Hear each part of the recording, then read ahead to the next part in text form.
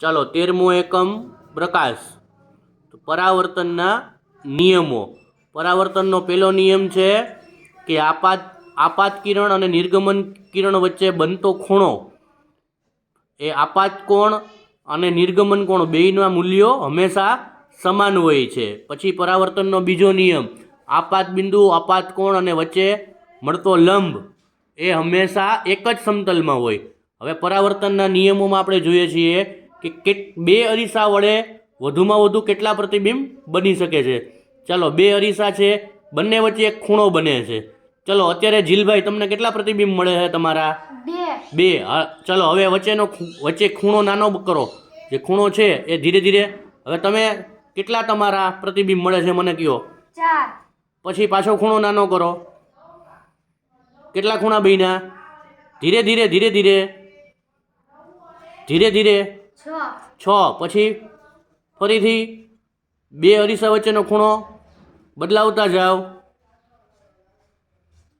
કેટલા પ્રતિબિંબ મળ્યા? 8. પાછા પ્રતિબિંબ મેળવો. કેટલા પ્રતિબિંબ મળ્યા? 10. ચલો, પાછો હવે ખૂણો મોટો કરો. આ ખૂણો આપણે નાનો કર્યો તો હવે ખૂણો મોટો કરો. હા, ધીરે ધીરે ધીરે ધીરે, વચમાં સ્ટોપ રાખો. હલો, પ્રતિબિંબ ગણો. પ્રતિબિંબની સંખ્યા કેટલી છે? 6. પાછો ખૂણો મોટો કરો. કેટલા પ્રતિબિંબ મળ્યા તમને? ધીરે ધીરે. 4. ચલો, ફરીથી પ્રતિબિંબ. ખૂણો મોટો કરો તો પ્રતિબિંબની સંખ્યા બદલાય. ખૂણો નાનો કરો તો પણ પ્રતિબિંબની સંખ્યા બદલાય. કેટલા પ્રતિબિંબ મળ્યા? 2. સરસ. ચાલો, આ પ્રયોગથી આપણે સાબિત કરીએ છીએ કે બે અરીસા વચ્ચે જો વધુ ખૂણો હોય તો એક અથવા તો બે જ પ્રતિબિંબ મળશે. પણ જેમ ખૂણો નાનો કરીએ, ખૂણો નાનો કરો, બે અરીસા વચ્ચે ખૂણો નાનો કરો તો પ્રતિબિંબની સંખ્યા વધતી જાય છે.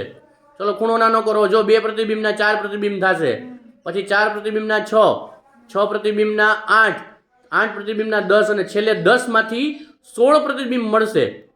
માની લ્યો કે ઉદાહરણ તરીકે આપણે 30 અંશનો ખૂણો રાખ્યો છે તો પ્રતિબિંબની સંખ્યા ઓછી હશે. જો 60 અંશનો ખૂણો રાખીએ તો પ્રતિબિંબની સંખ્યા વધી જાય. આ રીતે આપણે પ્રકાશના પરિવર્તનના જે નિયમો છે એને પ્રયોગ દ્વારા સાબિત કરીએ છીએ.